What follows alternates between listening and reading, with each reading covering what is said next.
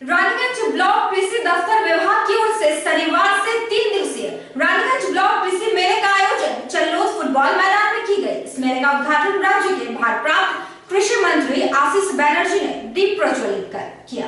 Raniganj block कृषि दफ्तर विभाग की ओर से शनिवार से 3 दिवसीय रानीगंज ब्लॉक कृषि मेले का आयोजन चल्लोद फुटबॉल मैदान में की गई।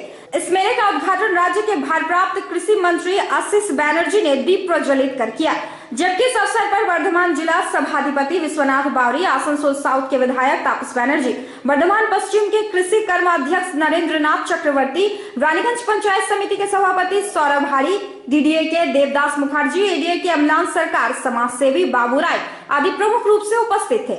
इस अवसर पर मंत्री आशीष बैनर्जी ने कहा कि राज्य के मुख्यमंत्री ममता बनर्जी कृषि आंदोलन से ही राज्य की मुख्यमंत्री बनी है एवं कृषि के समय पर कृषकों को बीज मिले, उन्हें सरकारी सुविधा मिले, किसान स्वनिर्भर हो सके, इस दिशा में प्रयत्नशील रहती हैं।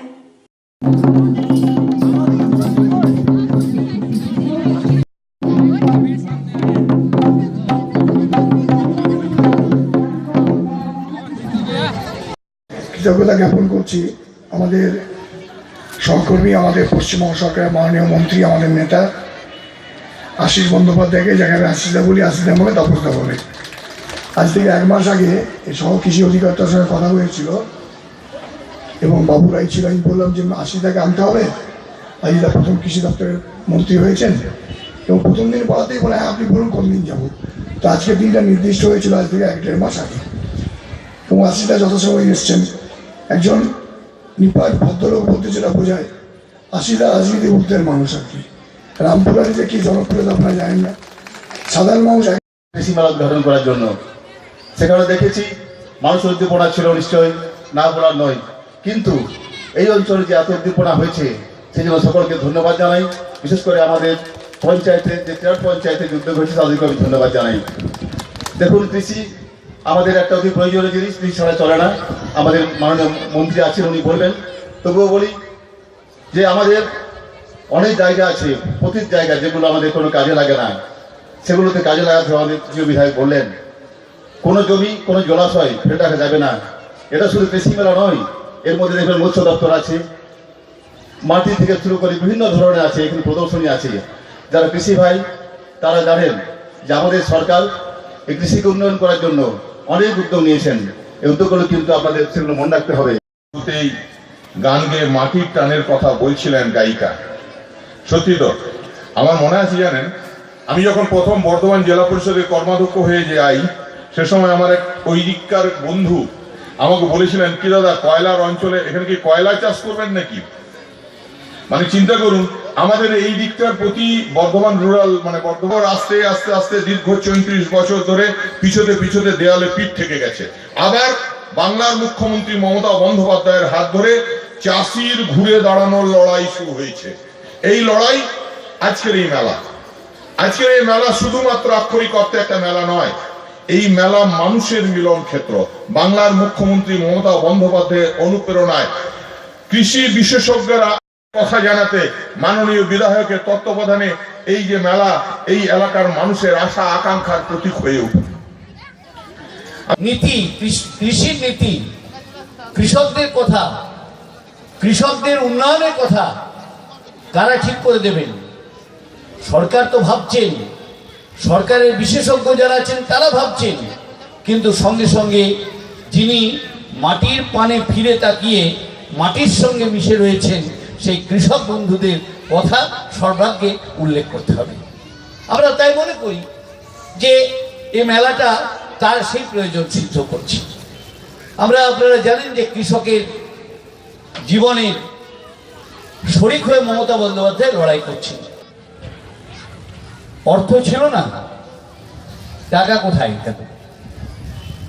আমরা তো দেখতাম যে সব হয়ে যাওয়ার পরে কি হতো না, এডিএ সাহেব ডিডিএ সাহেবরা আছেন বলতে পারবেন, ওরা আরো ভালো, যে চাষ হয়ে যাওয়ার পরে চাষির কাছে বীজ পৌঁছতো, আর সে বীজের মধ্যে কি ছিল না ছোলা ছিল।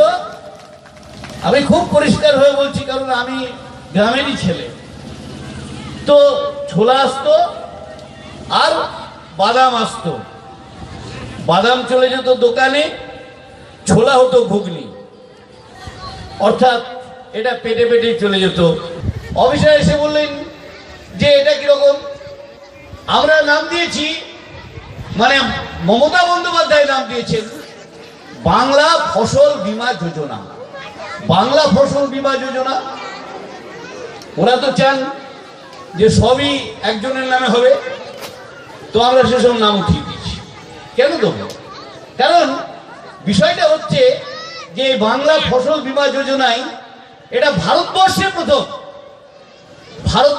প্রথম, অর্থাৎ ভারতবর্ষের অন্য কোনো জায়গায় নেই। এই বাংলা ফসল বীমা যোজনার যে বৈশিষ্ট্য দেখাতে পারবেন না। কি বৈশিষ্ট্য? আপনারা তো জানেন, বীমা, ইন্স্যুরেন্স, অর্থাৎ এর মানে প্রিমিয়াম আছে।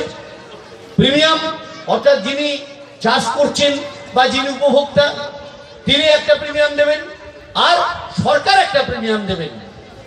এই ফসল ফলবে কিনা আগে আপনি জেনে নিন, এবং কি পরিমাণ সার আপনি দেবেন সেটাও হেলথ কার্ডে লেখা থাকবে। সুতরাং এই সয়েল হেলথ কার্ড SHG, এই সয়েল হেলথ SHC, এই সয়েল হেলথ কার্ড আপনি করবার জন্য এগিয়ে আসুন। আর KCC অর্থাৎ কিষাণ ক্রেডিট কার্ড, এই কিষাণ ক্রেডিট কার্ডটাও আপনারা করুন। কিষাণ ক্রেডিট কার্ডে আপনি সহায়তা পাবেন। এক্ষেত্রে একটা কথা বলি যে কিষাণ ক্রেডিট কার্ডে আমরা একটা বিষয়, যে এখানে আমাদের কোঅপারেটিভ ব্যাংক যে পরিমাণে সহায়তা করছে, ডিডি সাহেবরা নিশ্চয়ই জানেন যে যে পরিমাণে সহায়তা করছেন রাষ্ট্রায়ত্ত ব্যাংক সেই পরিমাণে করছে। চাষি কাজে লাগানো যায় কি করে, সেটা আমরা, যেমন ধরুন রিভার লিফট ইরিগেশন আছে, হ্যাঁ, সেরকম যদি সাময়িকভাবে কোনো ব্যবস্থা করা যায়, কারণ একবার যদি জলটা নেওয়া যায় সেই ধরনের। এছাড়া অনেক পরিকল্পনা আছে, যেমন ধরুন আপনার 5 বিঘে জমি, হ্যাঁ, 5 বিঘে জমির মধ্যে যদি একটা অংশ মানে পুকুর কেটে দেওয়া যায়, একটা অংশ, যে 5 বিঘে জমি পড়ে আছে, একটা অংশতে আমি পুকুর কেটে রেখে দিলাম, বর্ষার সময় সেই জলটা ধরলাম, সেই জলটা যদি চাষের কাজে লাগাই, আমার কিন্তু আর অন্য কিছু জলের উপরে মানে অপেক্ষা করতে হবে, হ্যাঁ, নির্ভরশীল হতে হবে। এরকম প্রকল্পগুলো আমরা ব্যুরো রিপোর্ট, PV নিউজ।